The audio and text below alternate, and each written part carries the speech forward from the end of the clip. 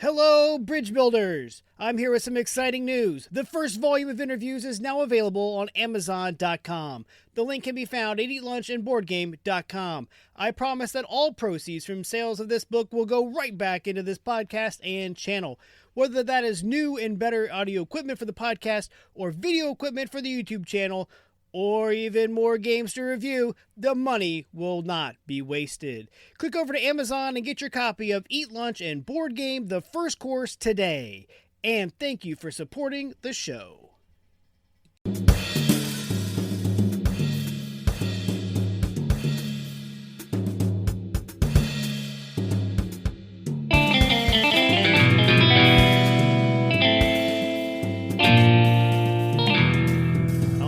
Welcome back to Eat Lunch and Board Game. I'm your host, Adam Collins, and today I have Aaron with AnSR Games with me. How you doing, Aaron? Hey, what's going on, Adam? Just, thinking the winter's over, but yet it keeps getting hot, cold. I don't know what to do. Okay, so I truly believe that in the St. Louis area, we have the chance to have snow from Halloween all the way till Easter. So we're not out of the woods yet. We're recording this before Easter, so you still have at least a couple weeks.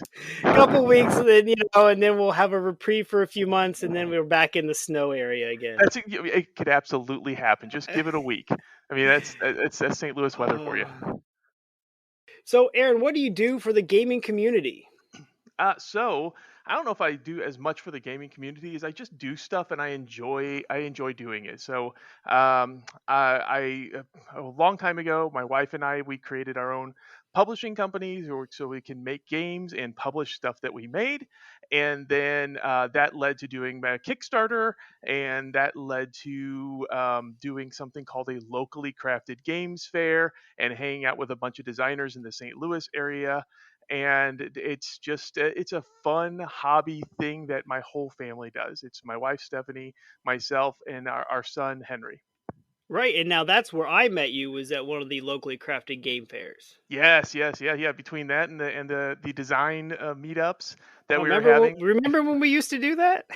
Yeah. It's this weird thing is you actually met in person and played physical games with strangers. Together in the same space. Masks. No masks. We sat side by side. It was craziness. Yes, it will happen again. I promise you. Oh man, I cannot wait. So how did you get into gaming? All right, so I guess many moons ago, after I was born, somebody played a game with me, usually mom and dad, and I've enjoyed games ever since.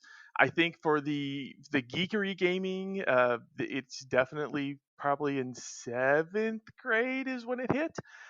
Somebody was actually doing a presentation on something in like creative drama class or something, and his name is Pratish, and he did a presentation on Dungeons and Dragons, and I thought it was the coolest thing in the world, and I eventually bought his old D&D set off of him, and started that way. And I actually, we've been cleaning out the basement because, thank you pandemic, I will probably be working from home full time, so I need an office. Working at the dining room table just isn't going to cut it long term. And I actually found I found this this high school thing that I had made up as one of my culture history assignments, that I actually had made a war game about like the Peloponnesian Wars. So I can honestly say I've been doing this for longer than I can remember. That's how I got started. And so do you still have the old D&D board? The D&D book yes, and stuff? yes. It was, as once again we're going through the basement stuff, and I have the big tote that I got from mom and dad's basement when I was living in it, and there is the D&D, and it's basic D&D. Yeah, I did not do advanced Dungeons and Dragons. I was a Mystara basic D&D guy, and I had the red box and the blue box and the rules encyclopedia and all the gazeteers, and I think I knew the world of Mystara better than I knew the human world that we live in today. It was sad. That's sad or great. I'm not sure which. No, well, I got it. I was really late to D&D. I just got into it about a year ago, and with the group at lunch, and we play at lunch over Roll20.net. So that's how we're staying in touch and doing D&D about 2 or 3 times a week at lunchtime. Yeah, I've not been able to do the online role playing, I don't know. I maybe one day I'll get there. I had nothing to compare it to really, so it was an easy transition for me, I guess. Right, yeah, right. If you know nothing else, then that tastes like steak to you, perfectly fine. Absolutely, exactly. So, so we've talked about the pandemic. So once this is over and I come to your house, what Yes. game is currently sitting on your table that we will play? Um, yeah, it's probably something that we're play testing. Right now, I'm actually sitting at the game table, so there's nothing on it except Steph actually has a puzzle that she's been doing, some glow in the dark tiger thing. It's kind of neat looking. Um, um, but I do know that this weekend we have planned. We usually plan our weekends because it's three of us in the house and we're all gamers, right? There you go. And so we're having an Warhammer Underworlds tournament because that is something my son and I love playing. And so Steph's going to jump in and we'll all play a little round robin match and see who wins. And I guess loser has to buy dinner. I don't know. And we're going to play Dune Imperium. A fabulous gift given to us by a friend over Christmas that we played a couple weekends ago and just fell in love with. Wonderful game, and probably some game that we're working on to get through some of the playtesting stuff. We like one of them we're working on right now is Zip Wars, and that's going along just so well. And so we're gonna give it another go. Excellent. Yeah, So you said you're going to be working from home permanently probably. now. Yeah. But prior to that, did you play board games at lunch? You know, I had the opportunity to and did occasionally at lunch. I had a buddy. We actually had at our work a board game club, and it met on Tuesday nights, and we had a lot of fun, a lot of friends. And so occasionally we would sneak in a game at lunchtime, sometime during the week, where we weren't before the board game club. And so yeah, occasionally I do it, and once again, Warhammer Underworlds is one of those games that a few of us had played, and so I do that, or I think Silver and Gold was one that somebody brought one time, but it's usually just one or two people, and that was it. It's better than no people. Right. I mean, now it's like me and the microwave, and the microwave does not play worth a darn. So, No, I can't imagine. I mean, it might be able to warm your dice up though if they get cold. oh, you know what? Dice or food, it's nothing compared to the air fryer, which is my personal favorite friend. So my son a couple years ago for his birthday, he wanted just a deep fryer. That's what he wanted for his Yes. birthday. And so we bought him a deep fryer. So we have this deep fryer, and I think it was because he didn't like the fact that when we would make the chicken, like the frozen chicken nuggets, they didn't taste the same as like McDonald's. We're like, well, it's because they deep fry. He was like, well, then I want a deep fryer. So we got him a deep fryer, and he does. We do deep fry, donuts and Oh, calzones wow. and whatever we're making. But yeah, so we don't have the air fryer. We stick to the deep fryer. I am a huge fan of the air fryer. We tonight's dinner was frozen wings with some little spices on it from the air fryer, and it was done in about 20 minutes. I love it. Excellent. Sorry, that's not board games. I'm so sorry. We Hey, can talk about board games too. we can talk about whatever. It's my podcast. I can talk about whatever I want. Good point. Uh, so, if you had a full 60 minutes, a full hour, what All would right. be your go-to 60-minute game? Oh, there's so many good ones. I think recently, this the 60-minute time slot has been filled up by Crusaders, and sometimes maybe a round or two of My Little Scythe because we've gotten pretty good at that one. And then Dune Imperium being something that we just recently started playing. That probably starts getting into that 60-minute mix as well, but only once so far. So, Crusaders is one of my Yeah. favorite with the rondel movement at the bottom on your track and dumping off the little track.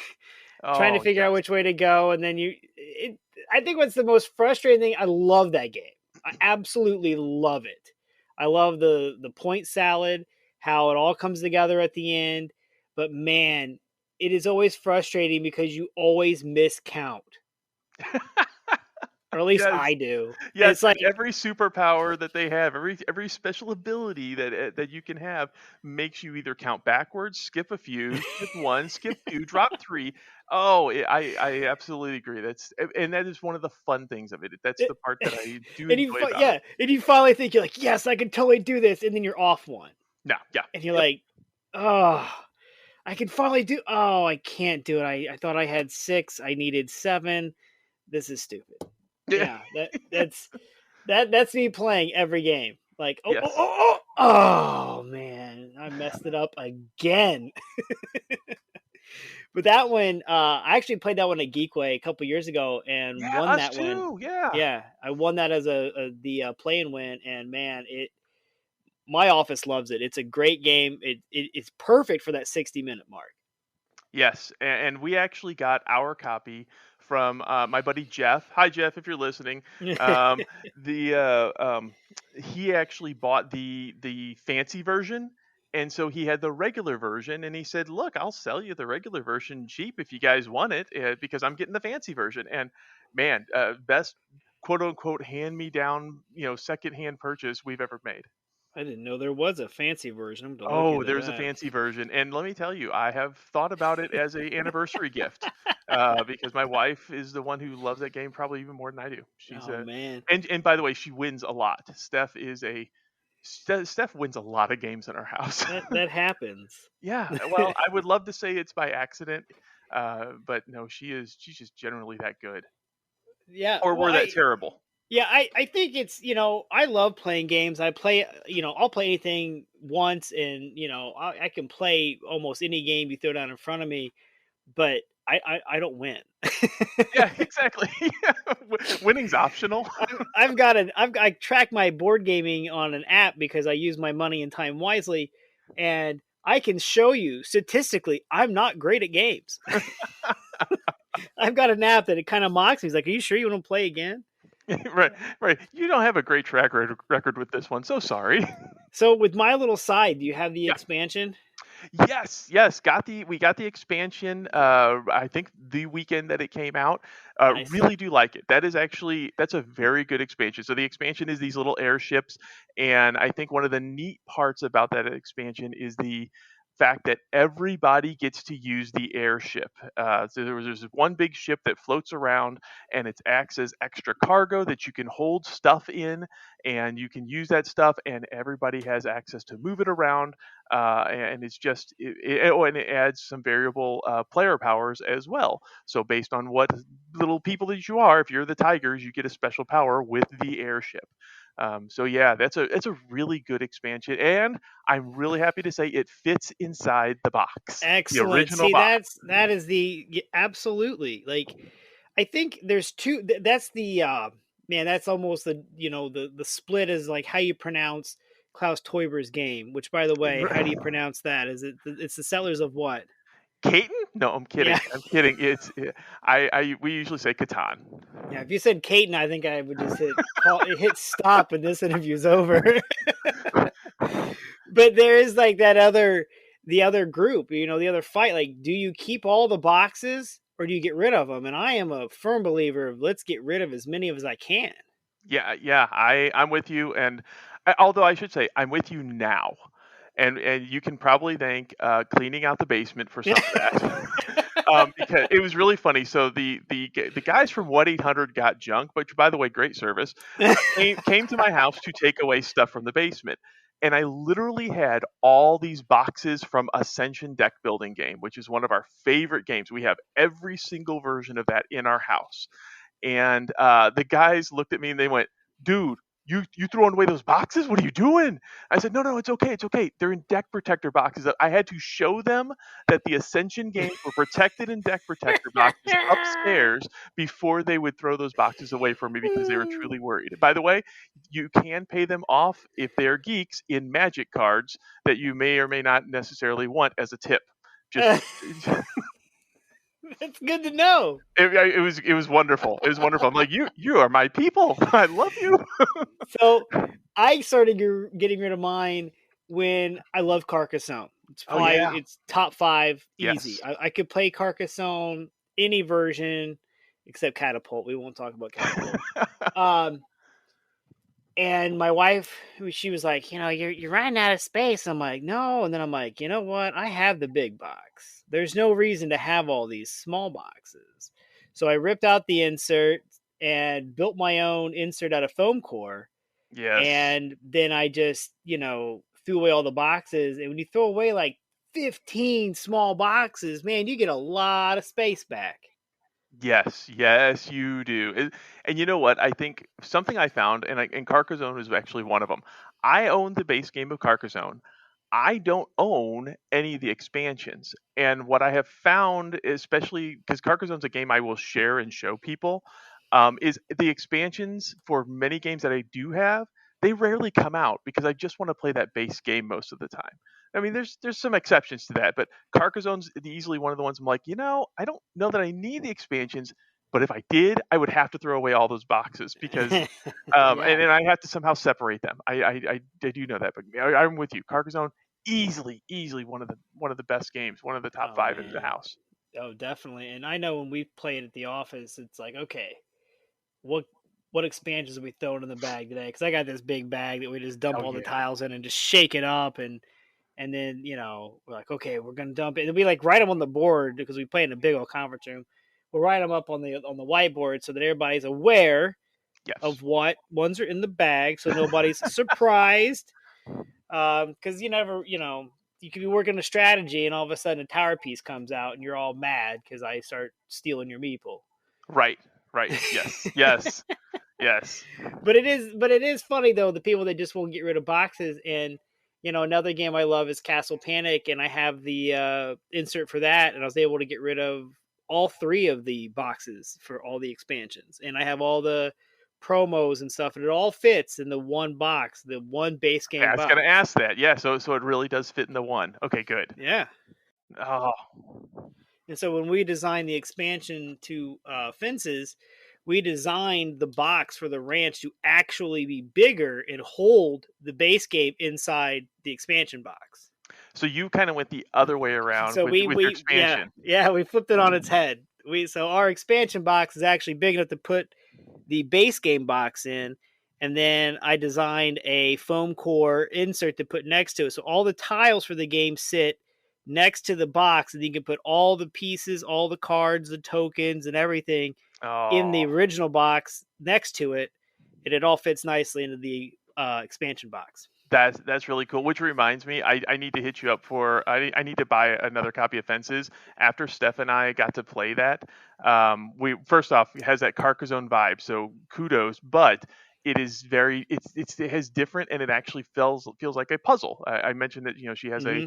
a jigsaw puzzle hanging around the table over here. Well, there are some other people in my life that love jigsaw puzzle. I'm like, this is a perfect game for them because it's putting fences together and then counting your chickens, hopefully before they hatch. But no, really, Or before the fox gets to them. or for the yeah, you got it, you got it.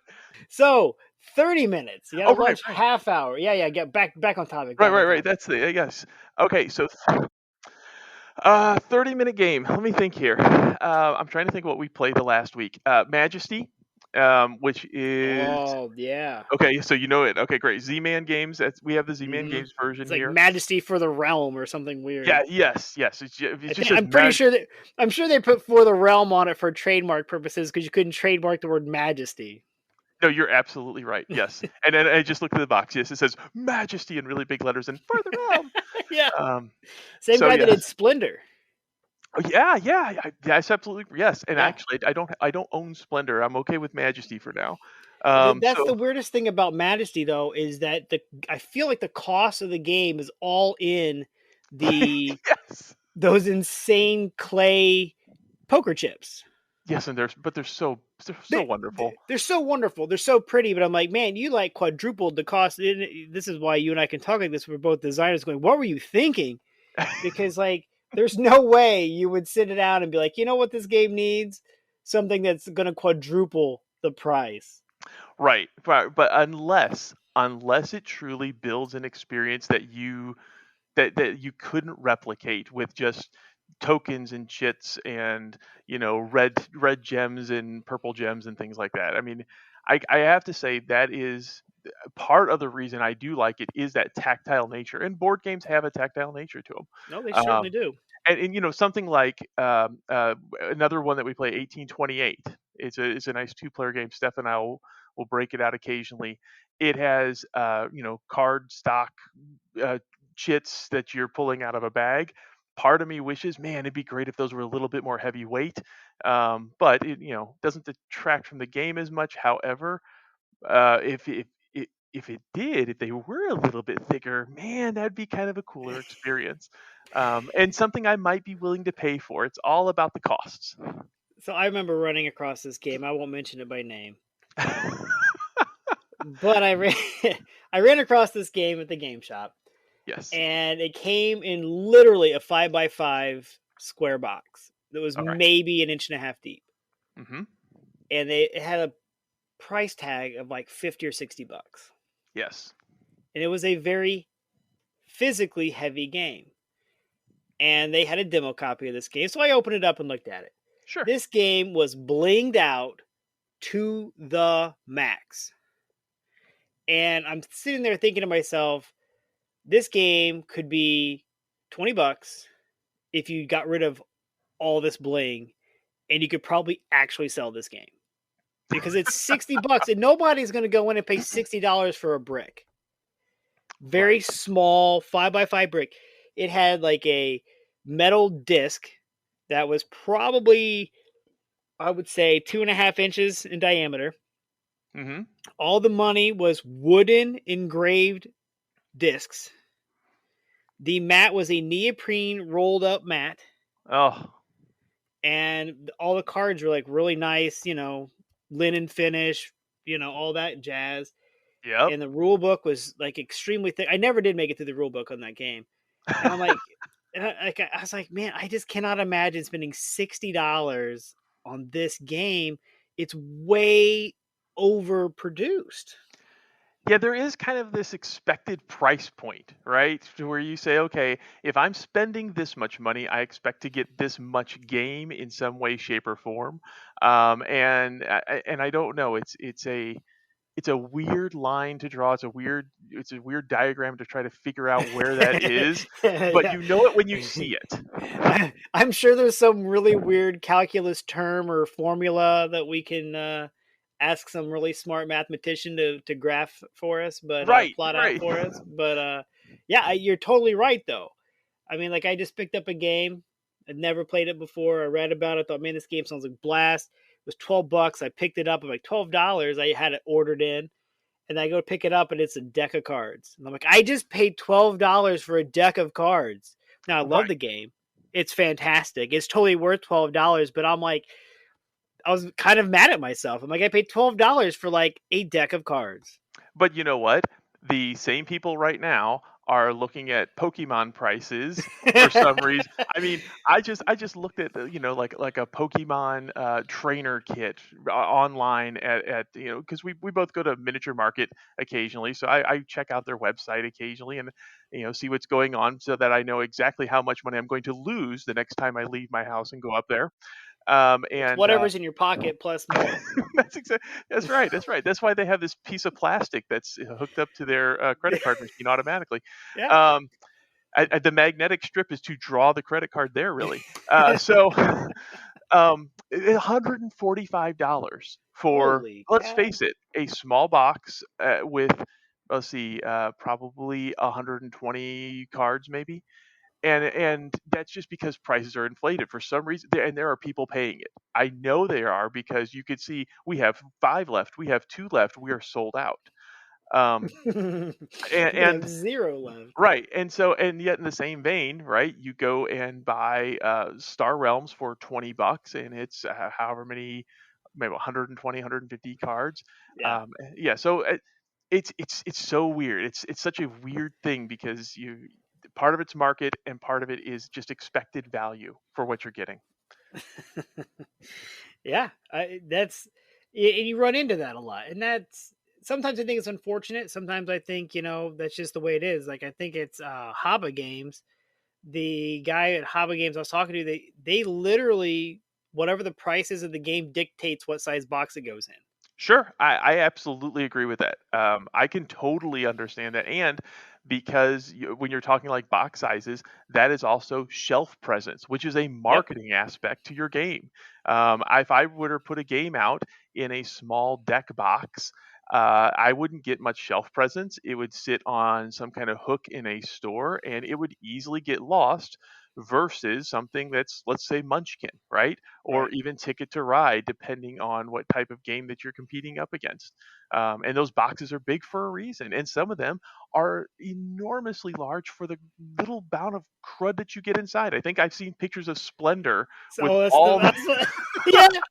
Splendor is. I remember when I first got Splendor, or I was first playing it, and I'm like, oh my god, there's so much air in this box. yes, yeah, And you can go on like Etsy and now like Thingiverse, and you can buy 3D print case for Splendor that's like basically, oh man, it's got to be like 2 inches by 6 inches by like right. 5 inches tall, and it holds the whole game. Right, right. Or and then something that the packaging goes even to the unique size, but you could probably have done it smaller is Trapper Keeper. I don't know if you've even seen this game at Target, and but it literally comes in a baby Trapper Keeper from the 80s. Oh man. um, but all it is cards. It's cards and one Apple token. I think that's really it. But I mean, and a score pad, a small score pad. You could totally put that in a small roll for it size box or something like that. So yeah, it's all about the expected value. Anyhow, I'm sorry. You were Oh asking me no. about games in 30 minutes, and you were No, going on for like an well, hour I and a mean, half. we went down the Majesty for the Realm path. I mean, I That's a love good that point. game. I do. I love that game, and I'm surprised. It's one of the few games like I don't own that I'm like, man, I should get that. And then every time I go to the game store, it's not there, and I forget to buy it or ask for it. I just, I do. I do love Majesty. I played that one in Geekway a couple years ago too. Yeah, Geekway has been a wonderful place to try out games. Matter of fact, for over the last few years, we always made a list as a family of what games did we want to for sure try. Like My Little Scythe was actually one of them, because it was only going to be a Geekway, and I'm gonna probably lose some kind of cred. I'm much more of a casual gamer. Scythe to me is an intimidating looking game. My Little Scythe is probably something I could get to the table not only with my immediate family, but also with some family and friends who may not be as heavy into games. Well, And all you that's have the to do kind is of tell stuff them it's I look about for. pie fighting. Right. Or just show them the characters and they're like, Yeah. oh great, and It, friendship is magic. I mean, yeah. you're good. Yeah. Oh, it's a simple game. You throw pies at each other. Yes. You try to have friendships, or you try to not throw pies at each other. It's all about throwing pies or not throwing pies. Let's be honest. Exactly, and so that was one of our little destination games at Geekway. Majesty became one that we accidentally played and really really liked. Crusaders, my buddy Jeff Oh said, my, "Here, play this before I try to sell it to you." oh my Um, gosh. so, Yeah. oh yeah, I have enjoyed Geekway to the West, probably the best gaming convention, I will say, even over Gen Con, because we've gone to both in the same year. But I love Geekway to the West, and I'm sad that it's going to be during weekdays now, and at least in 2021, Yeah. um, In late October. in late October, and I hope they still have it, and I hope it is incredibly successful because I want to see it in 2022 and 2023. Absolutely. I hope so. If any of those guys are listening, Yes. we want to come back. Yeah, Uh, everybody on the board, thank you so much for trying to make it happen still. Please, please, please know that yeah. we are rooting for you. And if you do a bake sale, I will buy cookies. Chocolate chip or M&M are the preferred, but whatever you got. Yeah, right. We'll even take oatmeal and give it to somebody. It's fine. Oh, poor oatmeal gets such a bad rap. It's the Uh, raisins. it's the raisins. I love it. I love oatmeal raisin cookies. My wife wouldn't touch that with a 10-foot pole. My son's like, no, Dad, those are gross. And I'm like, I'll eat all of them. And they're Right. like, go for it. It, Like, it's you're a kind of bad mixing this. diabetic. Yeah, no, it's kind of mixing snack and breakfast. If I want oatmeal, I want it for breakfast. If I want a cookie, I want it for snack. I don't know. I never looked at it that way. Maybe that's why I like it so much. I can't decide what to eat, so I can eat everything. Ah, jeez. So back to board Right. gaming. Oh, Uh, yes, that thing. a hidden gem or guilty pleasure game. Okay, so every time we order anything from the Game Crafter, which is the printer that we use to make most of our card games and board games that we like to make in house, I always look for something else that's out there by a small designer or even a local designer. And so I found this one designer, and the name is escaping me. I'm really, really sorry, but he has these really cool hidden gems. So he has this one called Indie Chase, and it is essentially and you want to talk about small packaging, right? I paid less than $10 for this game. It comes in a clear box, and all it is cards, small race cards, and a dice, and the rules are on cards. But it is essentially downforce, only quicker, faster, without the board. And we used to have a group of people that we would all it was a very organic group that grew out of like meeting up at Saturday mornings at a local Chick-fil-A, and we would always bring games up there, and we would have probably anywhere from 8 to, I think at one point we had 20 people that were family and friends and people from around the neighborhood and gamers and coworkers. I mean, we all just kind of gathered here, and so like Indie Chase would come out, and it would be an instant hit. And another one that he has is Dice Days, and it's almost like those games where you try to match three of a kind, and when you do, they disappear from your phone. Well, Yeah. same, yeah. So the guy made a game that is essentially that using dice, and it Candy was a Crush. two-player game. It was wonderful. Yeah, it was like that. And so it's called Dice Days, and that's one of the hidden gems that I will bring out every time, and it's almost like dice bingo. You basically everybody has a small little card, and you have rolled dice on the card so that there's certain numbers, and then somebody turns over another card that tells you what to do, and it'll say like, "Hey," it'll say, "Re-roll one of your fours." So you take a number four, you re-roll it, you put it back, and if there are three of a kind in a column, then uh, was it? Let me think here. One of them goes away, and everything falls down into that column. And so you're Interesting. able, yeah, it really is, and it's like this weird dice bingo, and you'll Huh. end up going through the deck about two times because it's a small enough deck, but it has crazy little abilities like swap any two, reroll a one, just absolutely insane. Oh, plus one or minus one to anything that you want. So it's really, really just a fun game. Those are some of my little hidden gems, probably from the small publishers. Well, I And definitely wrote then down Indie Chase. yeah, in Indie Chat, yeah, if you like Downforce, that's a good one. And just Downforce look, is amazing. yeah, so look up anything by that. When you find any Chase, just look up every game he has. I think he has them in like this small series of games, like 1 through 9 or something, and they're all in these really small packages. So really, really good next time you're ordering something from the Game Crafter for either a prototype or your own personal prints. I'm going to order, just the game. Be like, I'll just buy the game. I'll be like, man, I just looked it up. Those cars look familiar. Yeah, yeah, yeah. They are. They might be familiar, as a matter of fact. Yes, it's kind of like that lovely Drop Racers and Drop Racer Yeah. Battle game that you were kind So, enough to do a oh podcast man, about, man. so that's one of my favorite guilty pleasure games. No question. Like we were talking before we started recording. My favorite thing about watching people play drop racers is, first of all, it's just as much fun to watch as it is to play. Yes, it is. Um, and watching people, especially adults, flick the cars way too hard and then overcompensate and barely nudge the thing and then go right back to blasting it. Man, I've never seen so many Thelma and Louises in my life. Yeah, I loved okay. So first off, my son designed that game when he was 6, Right. and to enter it into a contest. He said, "Dad, I want to enter into a contest," and there is this is that Montel Williams Oprah moment. Let me tell you, Adam, there's nothing like a father seeing a son accomplish something.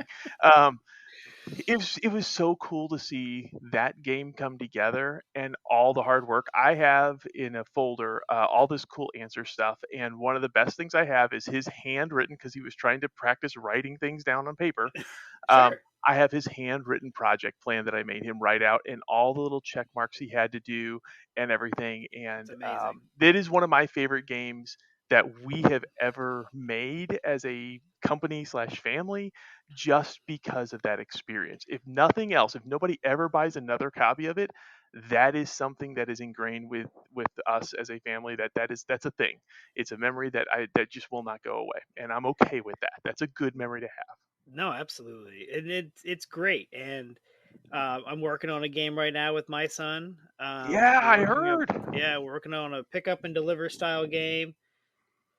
Oh, Think I we're gonna scale it back. I think so. I think we had another nice long walk. That's where we normally discuss it when mom's not around to bug her. So Yep. um, I think we were gonna start off with all these different angles and aspects, and I was like, I think we're just getting way too convoluted. What if we just start off and let's go backwards. Let's make a junior version first, Yes.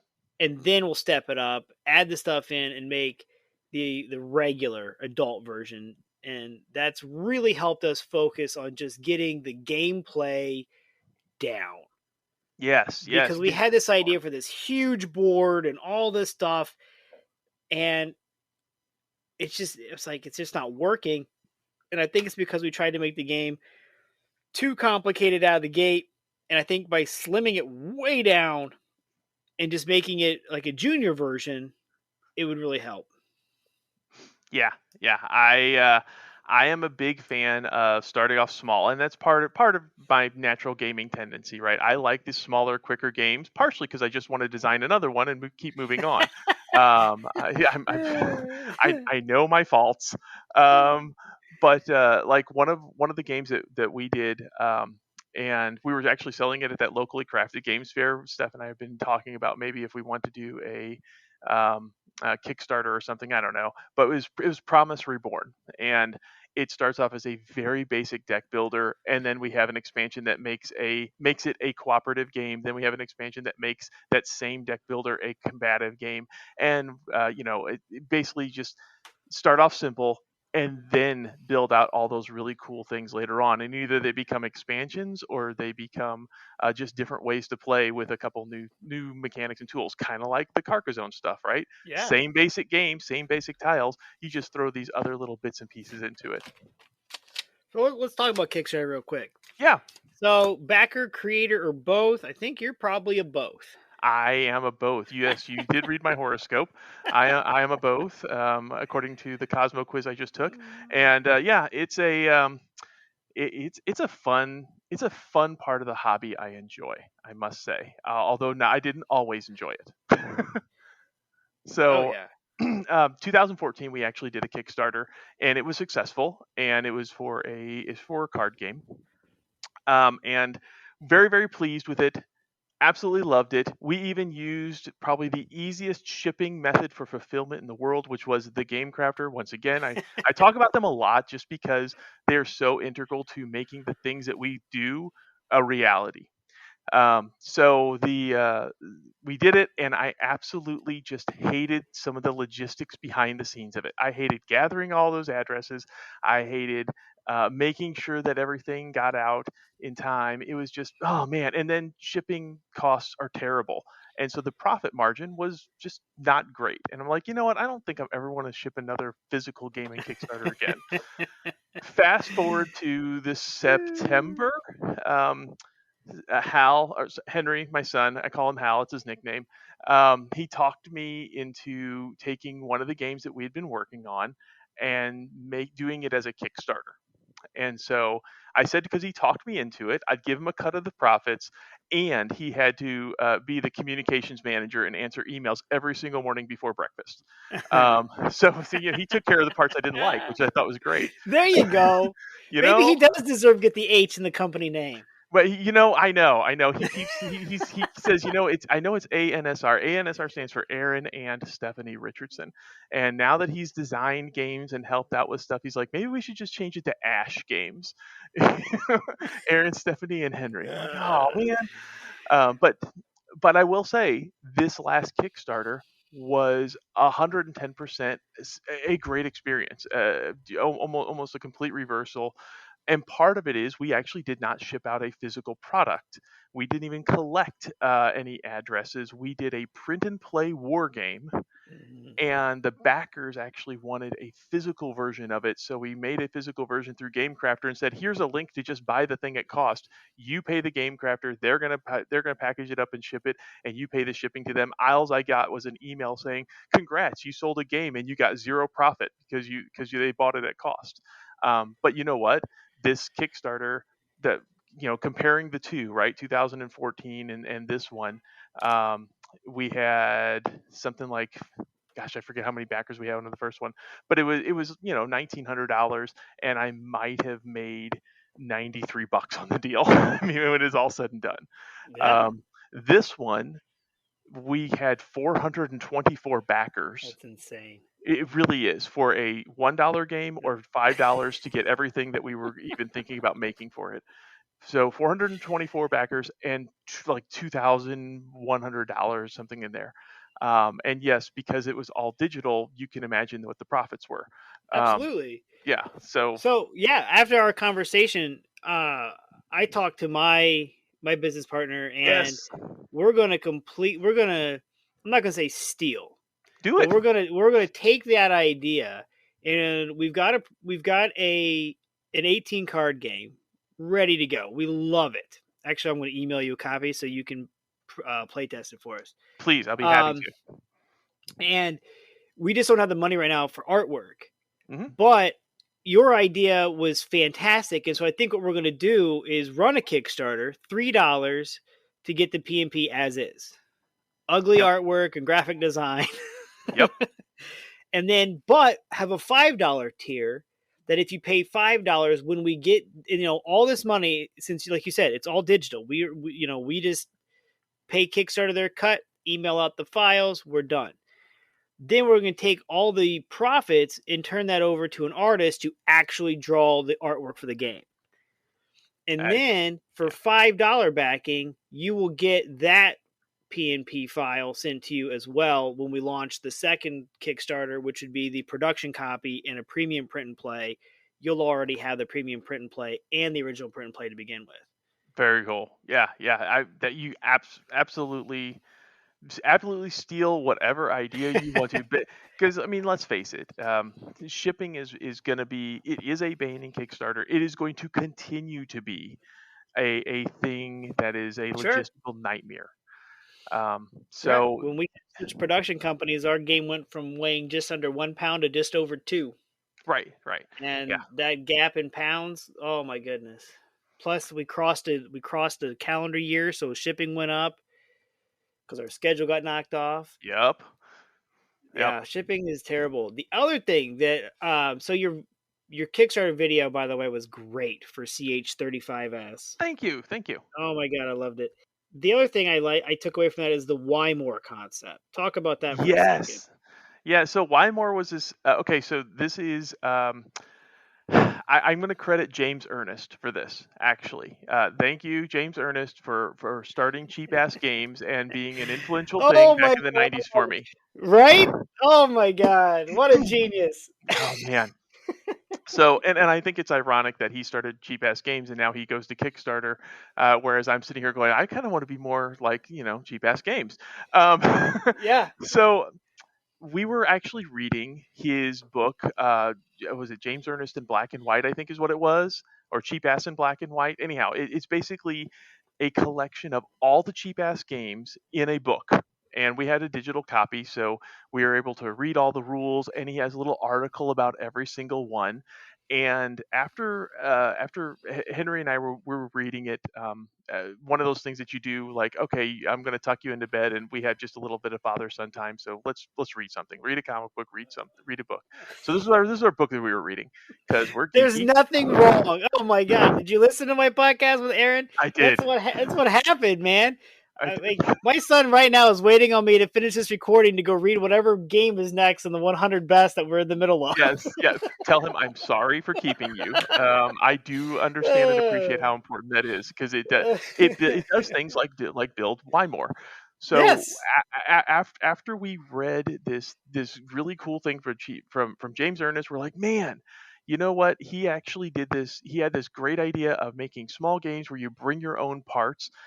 We should do something like that too. And we have started enjoying war games probably over the last 3 years in our house. I have a lot more Games Workshop product than I care to admit, and some of them may or may not be unpainted right now. uh-oh.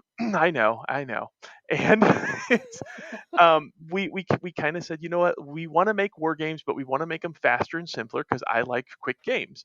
And so we started this whole journey, and what ended up was we're going to have something called Why More that we're going to kind of attach to our print and play type games. Why More stands for your materials, our rules. And because we don't believe that you need more stuff. Why more? Why do you need more things? Exactly. So if you have all of our game designs these days, and part of this is also brought about by from being in a pandemic where people probably can't get things easy due to distribution issues, shipping being a terrible bane of our existence, and maybe not being able to get together in person. We wanted to make some print and play type games, and we was like, you know what, we'll put them under the kind of this banner of why more, so that way you know that you're going to have to bring something to the table. You can take our rules, you can take our printouts, and we'll try to make it as easy as possible with as less pieces as possible, but you do that. So instead of cards for CH35S, which was how we originally started, the army sheets are literally pieces of paper that you printed out, and you just put tokens on them to indicate certain things. And instead of models, there's some paper cutouts, but really you can use a chess set for CH35S because it's kind of like elite speak for chess. Yeah. Um, No, and I yeah, the downloaded whole it all. I haven't had a chance to play yet, but oh sorry. I'm stoked, man. Like I think the idea, like I said, the whole Wymore thing, it's fantastic. Yeah, it's our quote unquote brand that we're going to use for anything that is print and play. I've got a couple of other little print and play games in the wings that we're doing. The next Kickstarter, like the one of the games I talked about that we were going to be playtesting this weekend, is Zip Wars, which is another kind of war game that uses your own models. Only it's a different flavor, different feel than CH35S, and that's going to go under the Why More brand. Where even the physical version, I may make a nice book, but you're going to still have to provide your own models because I'm not getting into 3D printing this week, and I don't believe that I should sell you more things that you need to have unpainted on your shelf when I have unpainted things on mine. Right. So And I was just talking to another game designer, it was last week, and they have a bunch of dice games. yeah. And I was like, and he was talking about how they wanted to get those out. And I'm like, man, you should really think about doing this concept of why more. And like, you don't, everybody has dice. Hmm. And, or if they don't, they know where they can go get it. You got a score sheet and rules. Yeah.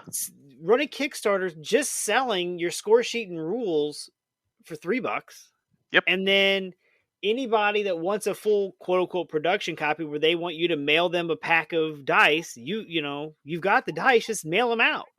You know what? No, save yourself some. Make a version on the Game Crafter and give them a link to buy it at cost from they've there. You don't they've have to already worry got about the all the shipping. dice. Right, they have the dice. And honestly, that is probably something that we're going to do for lots of stuff, like role playing games. We actually started off making role playing games at ANSR Games. That was our first games. The first one that we released was oddly enough in the same year my son was born. So there's probably something Freudian about that. Yeah, yeah. But the the fact is that role playing is a big part of our world, and now that we're looking at doing some new role playing games, it sure enough is going to be there's going to be a version that you print off. It's going to be Wymore that is the character sheets. Bring your own dice, bring your own tokens, and then yes, we're going to make a game crafter version that we're going to sell with nicely printed things and with some tokens, and maybe there's cards or a quote unquote score sheet that is your character sheet. You just rip one off and here you go. That's the kind of stuff we're looking at now because I don't want to deal with the shipping, especially if I do a Kickstarter. Unfortunately, yeah. I mean, that's always been the worst thing, like you said, the shipping. Even, we did all the research and everything, and we still got burned by it. Yeah, And it's just frustrating, but there's not, I mean, it is what it is. It's a necessary evil that you found a way around, and good for you. yeah. I'll go ahead and borrow it, please, please, please. I would love to. Uh, so I'd like to thank you for being on my show today. Thank you. No, it's been great.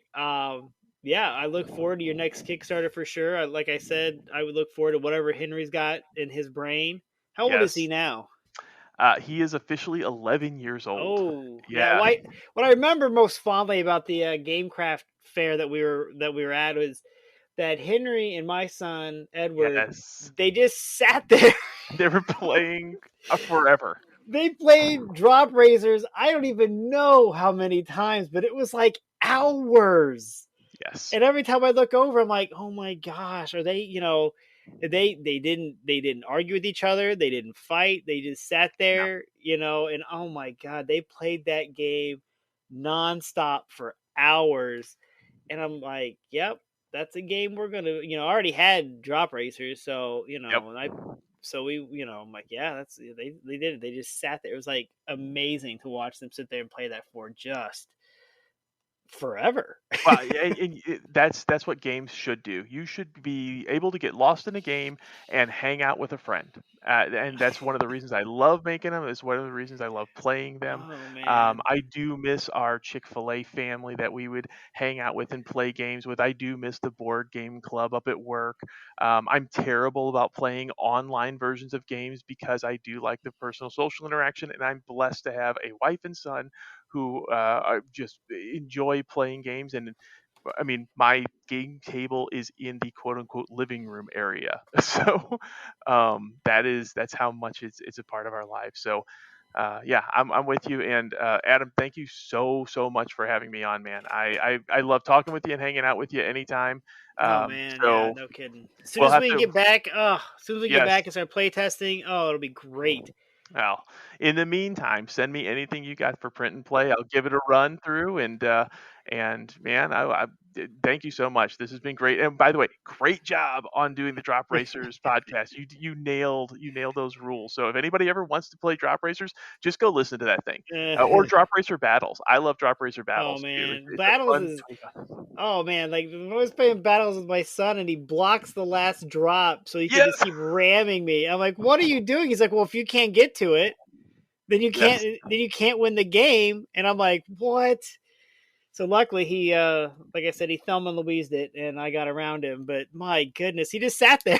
And it's like I'll just sit here and block the drop because if the last drop's still on the table, the game's not over.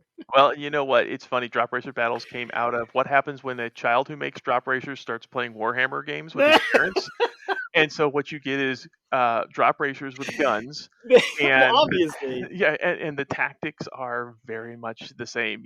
Sometimes you just turtle up, you sit on an objective, and you try to dare somebody to take it from you in one of those war games. And so I think it captures the feel that he was trying to get, and I know that I enjoy playing very, very well. So No, anyhow, it's a thank you so blast. much for going over those, man. Oh, Those are no some great problem. games, and I'm glad that they got a little bit more attention and love. It's great. So, yeah, they're great games, and I'm sure they're gonna find their way back to my table. Like I said, we have to clean the table back off, but we can get back to it. If anybody wants to reach out to you, Aaron, how can they find you and your company? Sure enough, ANSRgames.com is probably the best way to do it, and that's usually where we put all the news and stuff. I'm on Twitter occasionally, but I'm terrible at social media. But yeah, if anybody wants to contact me, ANSRgames.com is the place. There's even email stuff. Be happy to help anybody who wants to, get any tips about designing games or anything like that, or wants to just talk about why more stuff. I'm open, man. Yeah, I might send your contact information to these guys I just talked to last week, so they can maybe reach out to you. Because I think that that's a great. Now, whether James Ernest expected to people to revert back to it, I don't know, but I do think that definitely need to look at that. It's definitely like you said, everybody. You don't need more stuff. You've got dice, you've got cards, you've got other games. Yes. I mean, I know when we play Kill Dr. Lucky, we just go get. Coincidentally enough, we go grab the clue box and, Yep. and take the pawns out of there. Oh Which, of yeah. course, that's the whole purpose of Kill Dr. Lucky. Was James Ernst like, well, what happened? You know, why we this clue starts after the fun's already happened. The guy's already dead. So he made a game about killing the guy that then you could play the sequel Clue. Yes, yes. And oddly enough, he made a sequel to Kill Dr. Lucky, and it wasn't as good, I don't think. So, Ooh, I don't know if I know that one. oh, there's a couple. Okay, I'm telling you that is it James Ernest or Cheap Ass Games in Black and White? It's one of the two. Anyhow, It's cheap that ass is games in black and white. okay. Thank you. I just know the genius behind it, and that I read it. That is such a good resource of history for games. It really really is. And watching a game company and a one man show game company like most of us are going from where they were to where they are today. And so it's anyhow, I can't recommend that one enough. And yes, it hopefully it inspires things like why more, and why more can inspire people to do other great things. Absolutely. So if anybody wants to reach out to me, you can find me on Facebook at facebook.com/eat lunch and board game, or reach out via email at eatlunchandboardgame@gmail.com. And remember, board games build bridges.